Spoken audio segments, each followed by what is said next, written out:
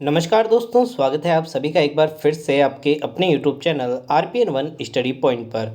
दोस्तों, जैसा कि आप जानते हैं, हमारे चैनल पर रेगुलर रूप से आपकी पीटीटी की तैयारी करवाई जा रही है, जिसमें एक नई श्रृंखला आपके लिए चालू की गई है, जिसकी आज दूसरी क्लास रहने वाली है। आपको प्रॉमिस किया था कि आपका जो सिलेबस है वो आपको परीक्षा से पहले कंप्लीट करवा दिया जाएगा, जो कि आपके टॉपिक वाइज रूप से अपन ने करवा दिया है। यदि आपने कोई वीडियो नहीं देखा है तो आप चैनल पर जाइए, विजिट करिए, उस पर प्लेलिस्ट बनी हुई है, वहाँ पर आपको प्लेलिस्ट का ऑप्शन आएगा। वहाँ पर आप जब देखेंगे तो आपको सभी टॉपिक्स की क्लास मिल जाएगी। अपन ने सभी टॉपिक्स को अच्छी तरीके से पढ़ लिया है। अब जो लास्ट टाइम है ना दोस्तों, उसमें आपके लिए सबसे ज़्यादा इंपॉर्टेंट है मॉडल पेपर को सॉल्व करना। किसको सॉल्व करना दोस्तों? मॉडल पेपर को सॉल्व करना। तो उसी के लिए आपके लिए परीक्षा तक ये मॉडल पेपर की सीरीज आपके लिए चालू की गई है, जिसमें आपको परीक्षा तक लगभग 500 से 700 प्रश्नों की प्रैक्टिस करवा दी जाएगी सभी विषय की। और इन प्रश्नों से बाहर आपका कोई भी प्रश्न नहीं जाएगा दोस्तों, लेकिन ज़रूरत है तो आपके रेगुलर रहने की, आपके रेगुलर रूप से पढ़ने की। ठीक है दोस्तों, यदि आप इन क्लासों को भी देख लेते हैं ना दोस्तों, तो आपका जो सिलेक्शन है पीटीटी में श्योर रूप से हो जाएगा। तो चलिए जल्दी से वीडियो को लाइक कर दीजिए, सभी दोस्तों के साथ शेयर कर दीजिए। जो भी आपका दोस्त भाई पीटीटी की तैयारी कर रहा है उस तक इस वीडियो को ज़रूर पहुंचा दीजिए। चलिए शुरू करते हैं आज का धमाकेदार सेशन दोस्तों। जल्दी से कमेंट करके आपको आंसर देने हैं। कल अपन ने 40 प्रश्नों के बारे में बात की थी, अपन आज उस श्रृंखला को आगे बढ़ाने वाले हैं। चलिए देखिए, कई बार अपन देखते हैं कि हिंदी में कुछ ऐसे प्रश्न पूछे जाते हैं दोस्तों, जो होते जीके से रिलेटेड है लेकिन हिंदी से भी रिलेटेड होते हैं। तो दोस्तों देखिए, दक्षिणी भारत में हिंदी प्रचार सभा का मुख्यालय कहाँ स्थित है? बहुत बार मतलब प्रश्न पूछा जा चुका है। कई बार अपन क्या करते हैं दोस्तों, हिंदी व्याकरण पढ़ के चले जाते हैं, लेकिन हिंदी का जो इतिहास है, हिंदी से रिलेटेड प्रश्न क्या होता है दोस्तों, कभी कभी जीके से भी पूछ लेते हैं और कभी आपके हिंदी में भी पूछ लेते हैं। तो दोस्तों याद रखना है आपको, इसका जो दक्षिणी भारत में हिंदी प्रचार सभा का जो मुख्यालय है वो आपके चेन्नई में स्थित है, ऑप्शन नंबर बी। चलिए अगला प्रश्न है आपका, हिंदी भाषा किस लिपि में लिखी जाती है? जी दोस्तों, जैसा कि आपको पता है, अपन सभी प्रश्नों को कवर करेंगे, चाहे वो सरल हो चाहे वो हार्ड हो। आपको ऐसा नहीं सोचना है दोस्तों कि बहुत सरल सरल प्रश्न कर रहे हैं या फिर बहुत हार्ड प्रश्न कर रहे हैं, क्योंकि दोस्तों पेपर कैसा भी आए, अपना प्रश्न हमेशा सही होना चाहिए। तो देखिए, हिंदी भाषा आप सभी जानते हैं दोस्तों, कौन सी लिपि में लिखी जाती है दोस्तों? देवनागरी लिपि में लिखी जाती है, ऑप्शन नंबर डी। सभी जानते हैं दोस्तों। चलिए, एक भाषा मैंने और बताई थी, कई बार पूछी जाती है, देवनागरी लिपि में और कौन सी भाषा लिखी जाती है दोस्तों? तो ये भी आपको ध्यान रखना है, मराठी भाषा भी लिखी जाती है। चलिए देखिए, अगला प्रश्न ही आ गया दोस्तों, निम्नलिखित में से कौन सी भाषा देवनागरी लिपि में लिखी जाती है? सिंधी, उड़िया, गुजराती या फिर मराठी? अभी अपन बात कर चुके हैं दोस्तों, ये जो उपयुक्त तीनों जो आपकी भाषाएं हैं ये देवनागरी लिपि में नहीं लिखी जाती है, लेकिन आपको याद रखना है मराठी भाषा को किस लिपि में लिखते हैं अपन? देवनागरी लिपि में लिखते हैं। ये जो हिंदी होगी और हिंदी के अलावा कौन सी भाषा देवनागरी में लिखी जाती है? तो वो है आपके मराठी। चलिए अगला प्रश्न है दोस्तों, उच्चारण में वायु प्रेषक के दृष्टि से व्यंजनों के कितने भेद हैं? आप जब उच्चारण करते हैं ना दोस्तों, तो क्या होता है दोस्तों, कई बार आप वायु को अंदर लेते हैं, कई बार आप वायु को बाहर लेते हैं। कुछ कुछ वर्णों का जब उच्चारण करते हैं ना, तो उससे हवा बाहर निकलती है, और कुछ उच्चारण ऐसे होते हैं जिससे हवा जो होती है वो अपने फेफड़ों के अंदर जाती है। तो इस आधार पर पूछा जाए तो व्यंजनों को कितने भागों में बांटा गया है? 4, 2, 5 या फिर इनमें से कोई नहीं? जी दोस्तों, जैसा कि अभी मैंने बताया, एक बार आप कई वर्णों को बोलते हैं जिससे क्या होता है, जो हवा है उसको छोड़नी पड़ती है, और कई वर्ण ऐसे होते हैं जिनमें आपको हवा अंदर लेनी पड़ती है। तो इन हिसाब से देखा जाए तो वायु प्रेक्षक क्या दृष्टि से व्यंजनों को 2 भागों में बांटा गया है। देखिए, कई बार ऐसे अच्छे प्रश्न भी आ जाते हैं दोस्तों, तो आपको ध्यान में रखना है। त ध्वनि का सही उच्चारण स्थान कौन सा है, आपको बताना है दोस्तों। इसके बारे में यदि आपको कोई भी डाउट हो रहा है ना उच्चारण स्थान से रिलेटेड, तो दोस्तों आपको क्या करना है, चैनल पर आप क्या करना, 2 दिन पहले का वीडियो देख लेना। अपन ने ट्रिक से याद किया है कि उच्चारण स्थान कैसे होता है। तो सभी दोस्त जिन्होंने वीडियो देखा है, तो आपको बताना है त का जो उच्चारण स्थान है वो कौन सा है? दंत है, मुर्दा है, तालु है या फिर कंठ है? जी दोस्तों, चलिए देखिए मैंने कहा था पहली जो लाइन होती है वो सबसे नीचे से उच्चारण होती है, नीचे सबसे नीचे वाला उच्चारण होता है कंठ। ठीक है, सॉरी ये कंठ नहीं, क वाली जो लाइन होती है वो आपकी किससे चालू होती है, कंठ से। दूसरी लाइन किससे चालू होती है, तालु से, च वाली लाइन। ठीक है, मूर्धा में कौन सी लाइन आती है, तो आपको याद है ट वाली लाइन। कौन सी लाइन, ट वाली लाइन। और दंत में कौन सी लाइन आती है, त से तलवार वाली लाइन। त जो वर्ग है दोस्तों वो कौन सा होता है, दंत होता है। आप बोलेंगे त त, जब बोलेंगे ना दोस्तों तो आपकी जो जीभ है वो किससे टकराएगी, आपके दांतों से टकराएगी। इस तरीके से याद रख सकते हैं। और ये भी अपन ने देखा था कंठ जो है वो सबसे नीचे आते हैं जब आप ध्वनि का उच्चारण करते हैं। फिर आप थोड़ा सा जब ऊपर आते हैं तो तालु हिस्सा होता है, उससे ऊपर मुर्दा हिस्सा होता है, उससे जब बाहर की तरफ आएंगे, मुर्दा से ऊपर तो नहीं जाएंगे, फिर बाहर की तरफ आएंगे तो दांत आएंगे, और दांत के बाहर आते हैं ओष्ठ।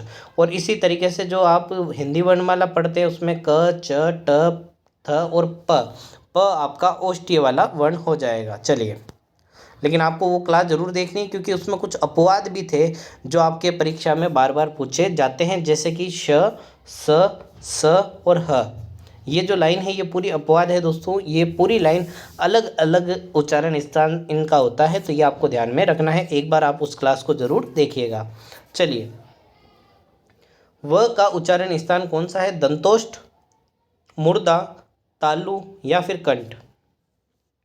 व, बोल के देखिए। व, क्या आपके होठ जो है वो चिपक के वापस दूर हो रहे हैं, हाँ भाई ओष्ठ तो है। लेकिन जब वह बोल रहे हैं ना तो आपकी जीभ जो है ना वो भी आपके दंत के टच हो रही है। क्या हो रही है दोस्तों, दांत के टच हो रही है। वह बोल के देखो। वह ऐसे बोलोगे तो मतलब बिना आप जीभ को अड़ाए बोलोगे तो वह की जो ध्वनि है वो अलग ही आएगी, है ना। तो आपको ध्यान रखना है ये जो वह है वो कौन सा होता है, दंतोष्ठ होता है, ऑप्शन नंबर ए। अच्छा प्रश्न है दोस्तों। चलिए अगला प्रश्न आपके संधि से है। महेंद्र का सही संधि विच्छेद क्या है, आपको बताना है। महो प्लस इंद्र, महा प्लस इंद्र, महे प्लस इंद्र या फिर इनमें से कोई नहीं। ये जो प्रश्न है ना दोस्तों ये मतलब पीटीटी का फेवरेट प्रश्न है। महेंद्र, रविंदर, है ना। तो ये जो संधि विच्छेद है ना ये बार बार पूछे जाते हैं, इनको तो आपको रट के जाना है। गणेश देखो क्या है आपका, एक तो महेंद्र, एक मैं बता रहा हूँ गणेश, एक मैं आपको बता रहा हूँ रविंद्र। क्योंकि रविंद्र में क्या मात्राओं का खेल होता है कि ये जो है दीर्घ संधि है लेकिन इसमें क्या मात्रा का खेल होता है। तो ये जो तीन चार शब्द है ना ये तो बार बार पूछे जाते हैं, इनको तो एकदम रट लेना है। गणेश में कौन सी संधि होती है, कैसा संधि विच्छेद होता है। रविंद्र में कौन सी संधि होती है, कैसा संधि विच्छेद होता है। और महेंद्र में कौन सी संधि होती है और कौन सा संधि विच्छेद होता है। इसमें जो ऑप्शन दे रखे हैं वो बिल्कुल सही दे रखे हैं। कई बार क्या देते हैं महेंद्र, आप सभी जानते हैं ऑप्शन नंबर बी जो है इसका सही उत्तर हो जाएगा। कई बार क्या देते हैं एक ऑप्शन और दे देंगे महा प्लस इंद्र, और यहाँ पर आपको बड़ी मात्रा दे देंगे। तो जो भी आपका इंद्र शब्द से आपका जो भी संधि होता है जिसमें आपको ध्यान में रखना है, इंद्र हमेशा लिखते हैं ना तो इंद्र छोटा होता है। क्या होता है, ई की जो मात्रा है ना वो हमेशा कैसी आएगी, छोटी मात्रा आएगी, बड़ी मात्रा नहीं आएगी। तो महा प्लस इंद्र, ठीक है, ये आपका बी ऑप्शन इसका सही उत्तर हो जाएगा। चलिए अगला प्रश्न है आपका, निम्न में से दंतीय ध्वनि कौन सी है। प, फ जब बोल रहे हैं तो आपके होठ आपस में चिपक रहे हैं, तो ये कौन से हैं, ओष्ठीय है। कैसे हैं, ओष्ठीय। क, ख कुछ नहीं हो रहा, सिर्फ गले पर जोर पड़ रहा है। तो क और ख वाली जो लाइन होती है ये कौन से होते हैं, कंठीय होते हैं। कौन से होते हैं, कंठीय। त, थ ये वाली जो लाइन होती है ये आपके कौन सी होती है, दंती होती है। इसमें आपकी जो जीभ जो है वो कहाँ पर स्पर्श करती है, आपके दांतों को स्पर्श करती है। तो ये याद रखना है आपको, त और थ कहाँ पर होते हैं, दंते होते हैं। चलिए अगला है, निम्न में से कौन सी कंठीय ध्वनि है। ये सभी प्रश्न मतलब बार बार परीक्षा में जो पूछे गए हैं उन सभी प्रश्नों को एक साथ टॉपिक वाइज आपको अरेंज करके ये दिए जा रहे हैं दोस्तों। ठीक है, मतलब कोई भी प्रश्न आप उठा के देख लेना, इनसे बाहर आपका पीटीटी में प्रश्न नहीं जाएगा दोस्तों।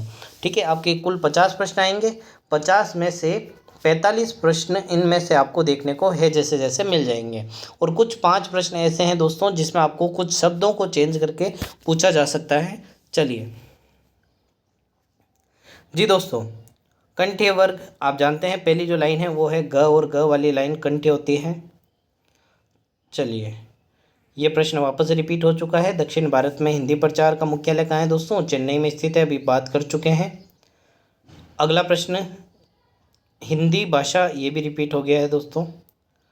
चलिए ये 2-3 प्रश्न वापस रिपीट हो गए हैं। चलिए अपन आगे बात करते हैं।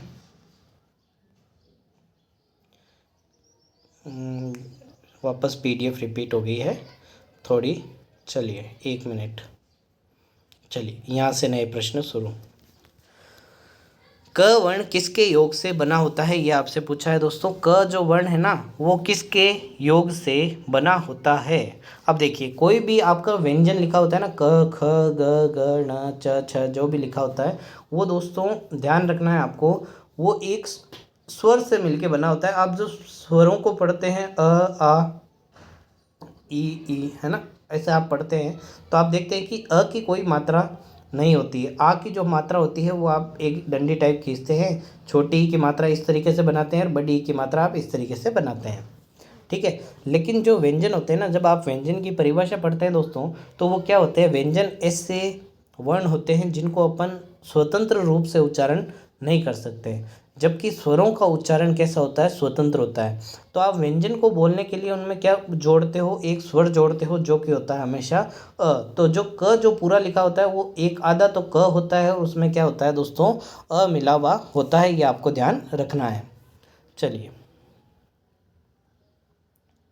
अगला प्रश्न है, ऊष्म और संयुक्त किसके प्रकार है।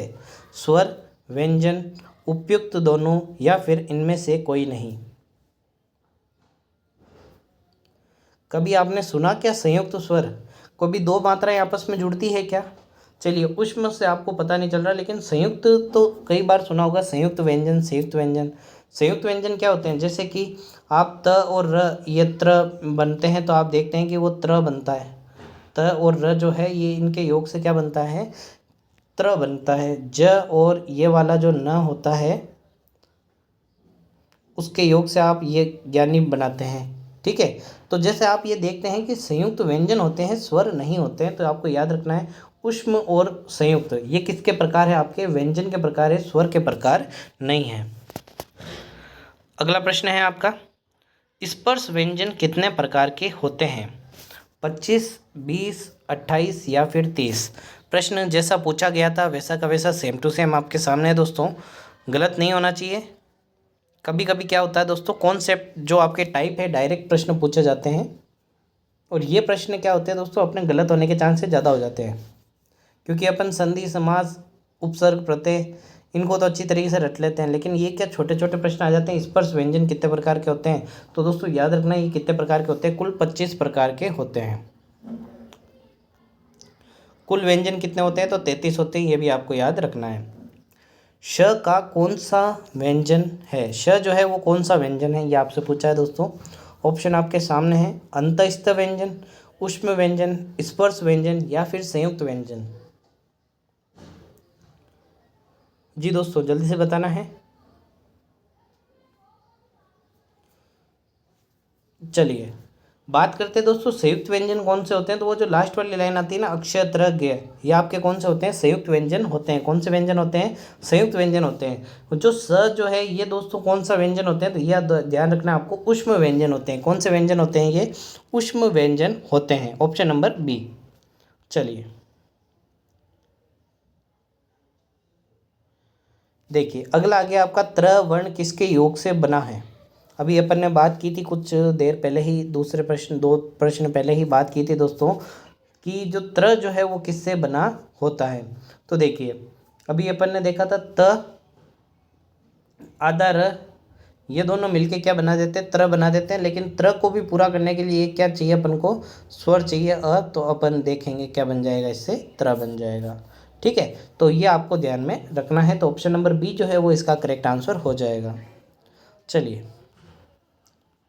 जी दोस्तों, रेगुलर क्लास लेनी है। रेगुलर क्लास लेने का मतलब है दोस्तों, मॉडल पेपर 1 से लेकर परीक्षा के अंत तक बने रहना है, तब आपके सारे टॉपिक, सारे प्रश्न क्लियर हो जाएंगे, है ना। आप सोचें कि 1-2 क्लास ले लें तो आपका 1-2 टॉपिक ही क्लियर हो पाएगा दोस्तों, क्योंकि हिंदी में टॉपिक कम है लेकिन इनसे जो प्रश्न बनते हैं ना वो बहुत सारे बनते हैं, ठीक है।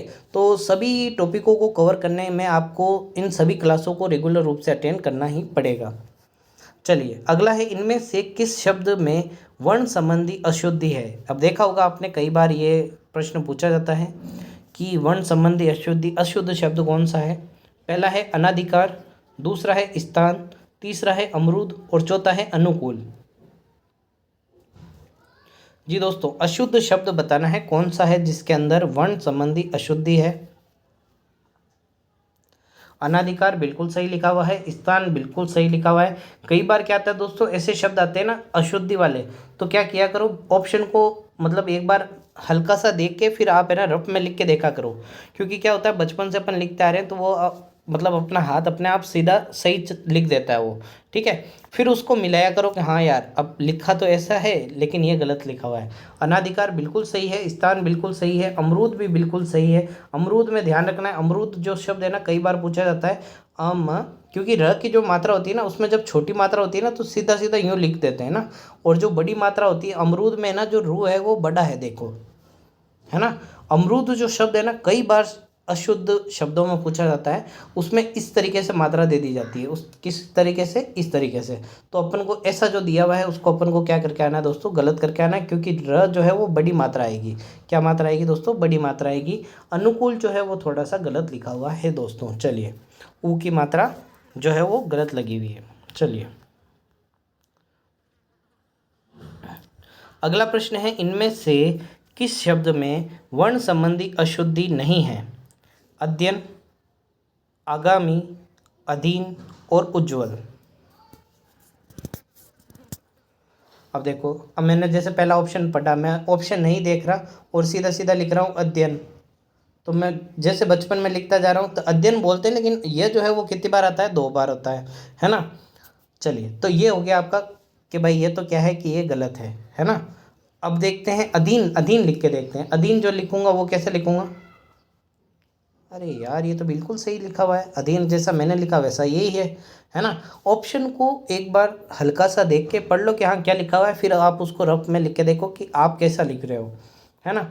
यदि आपको शब्द में बिल्कुल देखते ही पता चल रहा है कि हाँ ये गलत लिखा हुआ है तो उसको टिक लगा दो, है ना। और या फिर आपको कन्फ्यूजन है कि छोटी आएगी बड़ी आएगी, तो क्या करो, ज़्यादा मत सोचो, लिख के देख लो कैसा लिखते हैं आप, तो देख लेना। और एक दो प्रश्न के बाद में लिख के देखना। यदि आपको यूँ ऑप्शन यूँ मन में रहेगा कि यार आगामी ऐसे लिखा हुआ है, उज्ज्वल ऐसे लिखा हुआ है, तो क्या करना, एक दो प्रश्न दूसरा अटेंड करना और फिर इसको रफ में लिख के देखना अधीन अब कैसे लिखते हैं। जिससे क्या होगा दोस्तों, आपका हाथ जो है ना वो अपने आप शुद्ध शब्द लिख देगा। अगर आपकी जो बचपन से अगर लिखावट सही है तो दोस्तों आप इसको सही लिख देंगे। तो ध्यान रखना, अशुद्धि नहीं है ये पूछा है तो अधीन जो है वो बिल्कुल सही है। जी दोस्तों, जल्दी से वीडियो को शेयर कर दीजिए। आपकी अपनी क्लास है, आपको ही इसको शेयर करना है। चलिए, इनमें से किस शब्द में लिंग प्रत्यय संबंधी अशुद्धियां हैं। अनाथा, गायिका, गोपी या फिर नारी। अब देखो, कई बार ऐसे प्रश्न आते हैं, अब देखते हैं अपन अनाथा, यार ये तो शब्द कभी सुना ही नहीं, गलत होना चाहिए, है ना। तो अभी हैंड टू हैंड अपन ने पहला ही ऑप्शन देख के इसको क्या कर देंगे, गलत कर देंगे, है ना। गायिका, गायिका तो सुना हुआ है, सही लिखा हुआ है। गोपी भी सही लिखा हुआ है, लेकिन नारी जो शब्द है ना दोस्तों वो गलत लिखा हुआ है। क्या लिखा हुआ है दोस्तों, गलत। क्योंकि नारी जो है नर में बड़ी ई की मात्रा जोड़ती है, तो नारी जो है शब्द है उसमें क्या आएगी, बड़ी ई की मात्रा आएगी। जितने भी आपके लगभग स्त्रीलिंग शब्द है जो कि आपके ई पर ख़त्म होते हैं तो उसमें लगभग लगभग बड़ी ई की मात्रा आती है। तो ऑप्शन नंबर बी, ठीक है। जैसे गोपी है, ई पर ख़त्म हो रहा है तो बड़ी ई की मात्रा आ रही है। अगला प्रश्न है आपका, इनमें से किस शब्द में समास संबंधी अशुद्धि है। आत्मपुरुष, एक तारा, इकलौता और निर्दोष। जल्दी से बताना है दोस्तों क्या सही रहने वाला है। पूछा है समास संबंधी अशुद्धि है।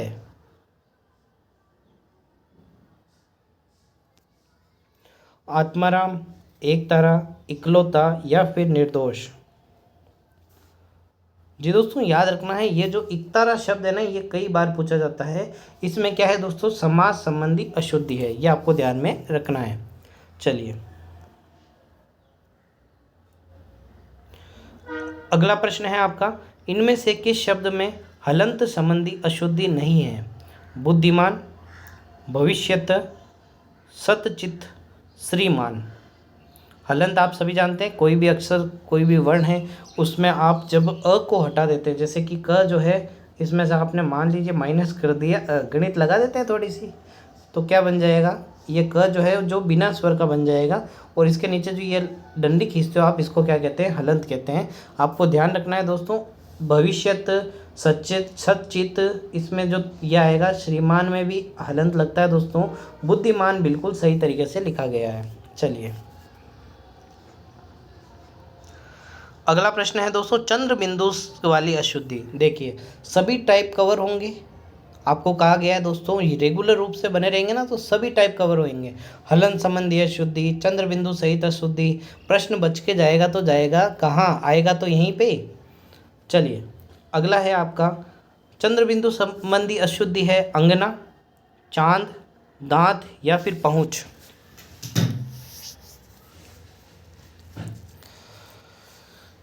अब देखो पहला ही आपको लग रहा होगा कि गलत लिखा हुआ है, लेकिन अंगना जो है वो बिल्कुल सही लगा हुआ है। क्यों चंद्र बिंदु वाली अशुद्धि पूछी है तो ये याद रखना आपको, पहुँच जो है वो इसका अशुद्ध शब्द हो जाएगा। इनमें से कौन सा अल्प विराम है? अल्प विराम किसे कहते हैं दोस्तों, चलिए जल्दी से बताना है। वह रोज आता है, और ये कोमा वाला जो सिंबल दिया हुआ है यह हाथी है, और ये जो खड़ी बाई आप बोलते हैं, ठीक है, इसका चिन्ह दिया हुआ है। ये संयोजक शब्द दिया हुआ है जिसको आप माइनस की तरीके से देख सकते हैं, या फिर इनमें से कोई नहीं। जी दोस्तों, अल्प विराम किसे कहते हैं, तो ये जो चिन्ह होता है जिसको आप इंग्लिश में कोमा वगैरह बोलते हैं, तो इसको क्या कहते हैं, अल्प विराम कहते हैं। ऑप्शन नंबर ए जो है वो इसका सही उत्तर हो जाएगा। चलिए यदि आपको क्लास पसंद आ रही है तो दोस्तों वीडियो को लाइक कर दीजिए, जिससे हमारा भी मनोबल बढ़ सके। देखिए सभी टाइप कवर होंगे दोस्तों आपके, इनमें से कौन सा योजक चिन्ह है? ये ए बी सी डी आपको ऑप्शन दिए हुए हैं, जल्दी से बताना है। जी दोस्तों, अभी अपन ने पिछले ही प्रश्न में बात किया था, ये जो आप माइनस का जैसा सिंबल बनाते हैं दो शब्दों को जोड़ने के लिए, इसको आप क्या कहते हैं, योजक चिन्ह कहते हैं। दो शब्दों को जोड़ने में काम आता है ये। चलिए अगला प्रश्न है आपका, संज्ञा के कितने भेद होते हैं? ऑप्शन को ध्यान से पढ़ना है, 10, 5, 7 और 8। देखिए कभी भी आपको संज्ञा के भेद दे रखे हों, पूछे हों, 5 और 3 एक साथ नहीं दिए हुए होंगे, 5 और 3 एक साथ नहीं दिए हुए होंगे। 5 दिया हुआ है तो 5 सही होगा, 3 दिया हुआ है तो 3 सही होगा। लेकिन यदि प्रश्न को चेंज करके यह पूछ लिया जाए कि संज्ञा के मूल भेद कितने होंगे, तो 5, 3, 7, 2 ऐसे भी पूछ सकते हैं। तो ये तो ध्यान रखना है, मूल रूप से कितने हैं, सिर्फ 3 हैं, और संज्ञा के भेद कितने हैं, तो 5 भेद है, ये आपको ध्यान रखना है। चलिए अगला प्रश्न है दोस्तों, ये इनमें से कौन सा जो है संज्ञा का भेद है? जातिवाचक, भाववाचक, व्यक्तिवाचक या फिर उपरोक्त सभी? जल्दी से बताना है दोस्तों, कौन सा संज्ञा का भेद है? आप जानते हैं संज्ञा के जो मूल 3 भेद है दोस्तों, वो है, पहला आपका व्यक्तिवाचक संज्ञा, दूसरा है जातिवाचक संज्ञा, तीसरा है भाववाचक संज्ञा। परिभाषा की बात करें, यदि किसी व्यक्ति, वस्तु, स्थान का नाम एकदम फिक्स दिया हुआ है, यदि मैंने बोला राम, श्याम, गीता, सीता, जयपुर, अजमेर, ठीक है, ये एकदम फिक्स नाम बोल रहा हूँ तो वो व्यक्तिवाचक संज्ञा है। ठीक है, एक ग्रुप का नाम बोल रहा हूँ तो वो जातिवाचक संज्ञा है, जैसे कि पशु, लड़का, लड़की। अब मेरे सामने कोई खड़ा है, मैं कह रहा हूँ एक लड़का खड़ा है, मैं उसका नाम नहीं जानता, उसका फिक्स नाम नहीं जानता, लड़के तो बहुत सारे हैं, तो आपको क्या याद रखना है, जातिवाचक संज्ञा। और भाववाचक संज्ञा वे होती है जो कि आपके अमूर्त चीज़ें होती है, जैसे कि खुशी, दुखी, गुस्सा, प्रसन्न, अमीरी, गरीबी, ये सब क्या है दोस्तों, आपके भाववाचक संज्ञा है। चलिए अगला प्रश्न है, इनमें से भाववाचक संज्ञा कौन सी है? लंबाई, श्याम, घर और सभा। देखा जाए तो श्याम जो है वो एक लड़के का नाम है, ये व्यक्तिवाचक संज्ञा का उदाहरण है। घर एक किसी बिल्डिंग का नाम है, ये भी व्यक्तिवाचक संज्ञा का उदाहरण मान सकते हो आप इसको। सभा जो है वो भी व्यक्तिवाचक संज्ञा का उदाहरण है, क्योंकि एक जगह का नाम है दोस्तों। ठीक है, सभा आप अगर व्यक्तियों के समूह को लेते हो तो जातिवाचक संज्ञा हो जाएगा। हाँ चलिए, सभा जो है वो तो जातिवाचक संज्ञा है, माफ़ करिएगा, जातिवाचक संज्ञा। और सभा स्थल जो होता है वो आपका कौन सा हो जाएगा? व्यक्तिवाचक संज्ञा। अब बात करें लंबाई की, तो लंबाई आपको याद रखना कौन सी है, भाववाचक संज्ञा, ऑप्शन नंबर ए। ठीक है, चलिए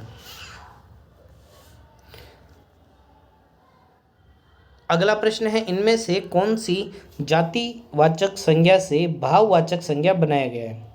जातिवाचक संज्ञा से क्या बनाया गया है दोस्तों, भाववाचक संज्ञा। तो एक समूह से उसको अमूर्त बना दिया है, जिसको आप मतलब गिन नहीं सकते, देख नहीं सकते, उसको आप क्या बना दिया है, भाववाचक संज्ञा बना दिया है। तो बुढ़ापा, बुढ़ा, चलिए बुढ़ा किसी का नाम है क्या, नहीं, बुढ़ा जो है वो अपन देखते हैं ग्रुप, मतलब एक अवस्था है। ठीक है, उसमें कई सारे आते हैं, जैसे कि लड़का, जवान, बुढ़ा। तो सही है, जातिवाचक संज्ञा है और उससे क्या बना दिया है, भाववाचक संज्ञा। तो बिल्कुल सही है दोस्तों, पहला ही ऑप्शन है ना। अब कठोर जो है, कठोरता बना हुआ है, लेकिन कठोर जो है वो जातिवाचक संज्ञा नहीं है। कठोर जो है वो जातिवाचक संज्ञा नहीं है। कठोर एक विशेषण है। क्या है दोस्तों, विशेषण, कि ये कठोर है। आप क्या कर रहे हो, उसकी विशेषता बता रहे हो। सजावट, सजाना, सजाना से बना है, और ये क्रिया से बना हुआ क्या है दोस्तों, भाववाचक संज्ञा है दोस्तों। सभी जो आपके ऑप्शन है ना, उसका भी आप क्या कर रहे हैं, पोस्टमार्टम कर रहे हैं दोस्तों, तो याद रखना है। और ये जो ऑप्शन है ना, ये कई बार पूछे जाते हैं, ध्यान रखना है। अपनापन, अपना जो होता है वो जातिवाचक संज्ञा नहीं होता है। अपना क्या होता है दोस्तों, सर्वनाम से बना हुआ भाववाचक संज्ञा है। ये चारों जो ऑप्शन है ना, वो है तो भाववाचक संज्ञा के, लेकिन ये जातिवाचक संज्ञा से बना हुआ है। ये कठोर जो है वो किससे बना हुआ है, विशेषण से। सजाना ये क्रिया से बना हुआ है। ये अपनापन किससे बना हुआ है, आपके सर्वनाम से बना हुआ है दोस्तों। चलिए अगला प्रश्न है, इनमें से कौन सी शब्द समूहवाचक संज्ञा है, कौन सा शब्द है। ठीक है, इसको शुद्ध कर लीजिएगा, कौन सा शब्द जो है वो आपके क्या है, समूहवाचक संज्ञा है। सोना, सबा, मिठास, या फिर इनमें से कोई नहीं। देखिए अभी अपन ने पिछले कुछ प्रश्न में एक जो एमसीक्यूज था, उसमें अपन ने एक ऑप्शन के बारे में पढ़ा था, उसमें आया था सभा। ठीक है, तो अपन ने देखा था सभा जो है वो आपके किसका उदाहरण है, आपके जातिवाचक संज्ञा का उदाहरण है। किसका उदाहरण है, जातिवाचक संज्ञा का उदाहरण है। मूल रूप से संज्ञा कितने प्रकार की होती है, 3 प्रकार की, व्यक्तिवाचक, जातिवाचक और भाववाचक। लेकिन जातिवाचक संज्ञा को भी अपन आगे बांट सकते हैं ना, कुल 5 भाग होते हैं, तो इसमें अपन जातिवाचक में किसको बांट सकते हैं, समूह को भी रख सकते हैं, और एक किसको रख सकते हैं, द्रव्य को रख सकते हैं। समूह जिनको गिन सकते हैं, द्रव्य जिनको आप नापते हैं, तोलते हैं, जैसे कि सोना हो गया, पानी हो गया, दूध हो गया, ये क्या है, द्रव्यवाचक संज्ञा है। तो सभा जो है वो आपके कौन सी है, समूहवाचक संज्ञा का उदाहरण है। चलिए कैसी लग रही है क्लास, जल्दी से कमेंट करके आपको बताना है दोस्तों। और वीडियो अच्छा लग रहा है तो आप क्या कर दीजिए, लाइक कर दीजिए, और सभी साथियों के साथ आप शेयर कर दीजिए। अगला है दोस्तों, इनमें से लिंग के भेद कौन से हैं, आपको बताना है। स्त्रीलिंग, पुल्लिंग, नपुंसकलिंग, या फिर इनमें से सभी। चलिए दोस्तों बात करते हैं कि इनमें से लिंग के भेद कौन से हैं। तो इनमें से जो सभी जो लिंग है ना, वो तीनों ही इसके भेद है। ये प्रश्न है ना अधूरा लिखा हुआ है, इसमें ये लिखना चाहिए था, संस्कृत में लिंग के भेद कौन से होते हैं। देखिए बात करते हैं यदि आप इंग्लिश की, एक बात करते हैं अपन हिंदी की, एक बात करते हैं अपन किसकी, संस्कृत की। हिंदी जो है उसके अंदर लिंग कितने प्रकार के होते हैं, सिर्फ 2 प्रकार के, स्त्रीलिंग और पुल्लिंग। संस्कृत जो है उसमें जो लिंग है वो कितने प्रकार के होते हैं, 3 प्रकार के होते हैं, स्त्रीलिंग, पुल्लिंग और नपुंसकलिंग। और इंग्लिश के अंदर जो जेंडर है वो कितने प्रकार के होते हैं, 2 प्रकार के होते हैं, मेल और फीमेल। ठीक है, तो ये आपको ध्यान रखना है। इंग्लिश के अंदर जेंडर बोलते हैं अपन लिंग को, तो वो कितने प्रकार के होते हैं, 2। हिंदी के अंदर 2 स्त्रीलिंग और पुल्लिंग, और संस्कृत के अंदर 3 स्त्रीलिंग, पुल्लिंग और नपुंसकलिंग। तो ये प्रश्न जो है उसमें संस्कृत जो है वो नहीं लिखा गया था दोस्तों, तो ये देख लीजिए संस्कृत में लिंग कितने प्रकार के होते हैं, 3 प्रकार के होते हैं। और बात करें वचन के, तो भी दोस्तों सेम है। यदि बात करूँ इंग्लिश की, हिंदी की और संस्कृत की, तो इंग्लिश के अंदर भी वचन जो नंबर है वो कितने प्रकार के होते हैं, 2 प्रकार के, सिंगुलर और प्लूरल। ठीक है, हिंदी के अंदर जो आप वचन पढ़ेंगे वो भी कितने पढ़ेंगे, 2 प्रकार के, एक वचन और 2 वचन, सॉरी बहुवचन। और संस्कृत के अंदर आप वचन पढ़ेंगे तो कितने प्रकार के पढ़ेंगे, 3 प्रकार के, एक वचन, द्विवचन और बहुवचन। ये आपको याद रखना है। चलिए अगला है दोस्तों, खटमल शब्द का क्या जेंडर है, क्या लिंग है, ये आपको बताना है। पुल्लिंग, स्त्रीलिंग, उभयलिंग या फिर इनमें से कोई नहीं। जी दोस्तों, खटमल के भी जेंडर पूछे जाते हैं, ये भी ध्यान रखना है आपको।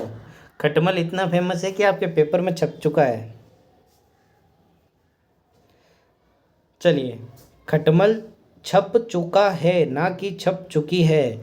ये लाइन मैंने क्यों बोली आपकी, खटमल जो है वो छप चुका है, पीछे चुका है। कुछ भी आपको शब्द पूछ ले, उसका आपको जेंडर पूछ ले, तो उसका वाक्य में प्रयोग करके देख लें कि वो एक लड़की की तरह व्यवहार कर रहा है या लड़की की तरह व्यवहार कर रहा है। अगर यहाँ लड़की होती तो मैं क्या कहता, खटमल आपके पेपर में छप चुकी है। जबकि ये थोड़ा ओड लग रहा है, थोड़ा अलग लग रहा है, तो खटमल जो है वो कैसा उदाहरण है, आपके पुल्लिंग का उदाहरण है, ऑप्शन नंबर ए। उभयलिंग तो होता ही नहीं है, हिंदी में आप उभयलिंग पढ़ते ही नहीं है। चलिए, इनमें से कौन सी शब्द पुल्लिंग है, कौन सा शब्द पुल्लिंग है, थोड़ा सा आप ध्यान रखिएगा प्रश्न का। कौन सा शब्द पुल्लिंग है ये पूछा गया है। गिलास, अदालत, ए और बी दोनों, या फिर इनमें से कोई नहीं। जी दोस्तों, ध्यान रखना है, आपके जो गिलास जो शब्द है वो आपके पुल्लिंग है, अदालत आपके जो है वो आपके पुल्लिंग शब्द नहीं है। अगला है आपके जेंडर बताना है, वो भी किसका, पेंसिल का। एकदम सरल है, पुल्लिंग, स्त्रीलिंग, उभयलिंग या फिर इनमें से कोई नहीं।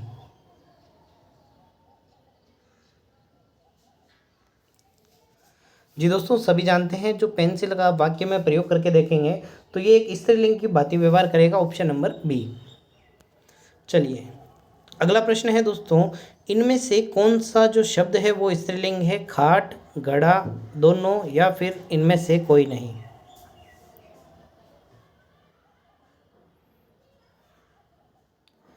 खाट खड़ी कर दो, घड़ा भर दो नहीं, ये तो पुल्लिंग है। खाट खड़ी कर दो स्त्रीलिंग शब्द है, ऑप्शन नंबर ए। चलिए, अच्छा प्रश्न है, अच्छे से पढ़ना है, आंसर देना है दोस्तों, आराम से पढ़ना है। इनमें से कौन सा जो शब्द है वो कर्म कारक का है। पेड़ से फल गिरा, मैंने हरि को बुलाया, लड़का पेड़ से गिरा, या फिर हरि मोहन को रुपए देता है।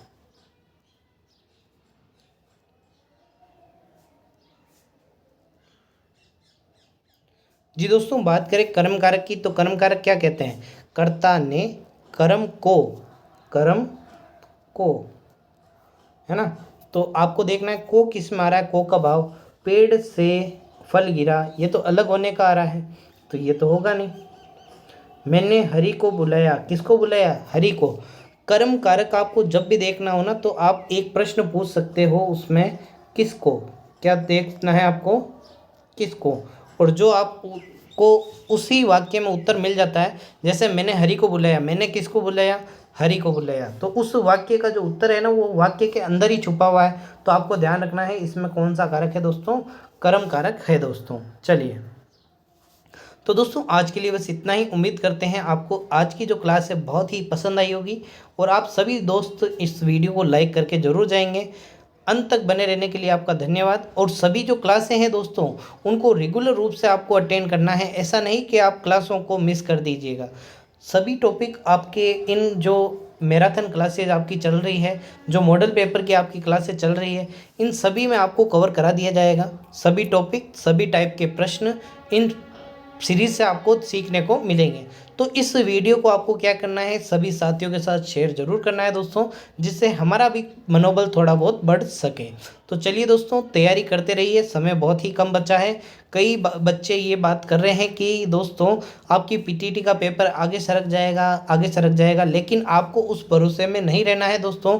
क्योंकि क्या होता है, अपन इंतजार में रहते हैं, पेपर आगे सरक जाएगा अपन पढ़ लेंगे, पेपर आगे सरक जाएगा अपन पढ़ लेंगे, और नहीं सरकता है तो फिर अपनी तैयारी भी उस कारण नहीं हो पाती है। आपको क्या करना है, चैनल से जुड़े रहना है। कोई भी ऑफिशियल न्यूज़ आती है तो आपको सबसे पहले देखने को मिल जाएगी।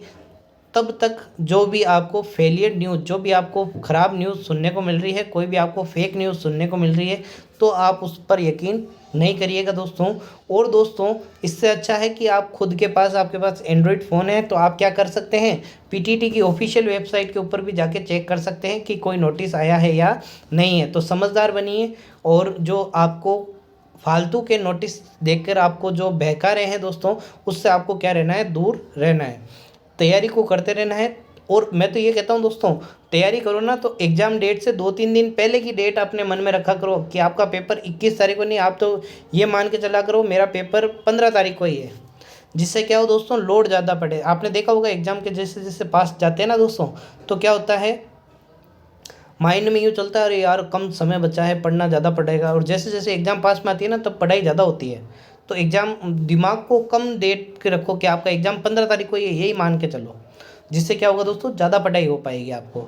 आप अपना जो समय है उसका सदुपयोग कर पाएंगे, उसको है ना यूटिलाइज कर पाएंगे। तो धन्यवाद दोस्तों, आज के लिए बस इतना ही। धन्यवाद।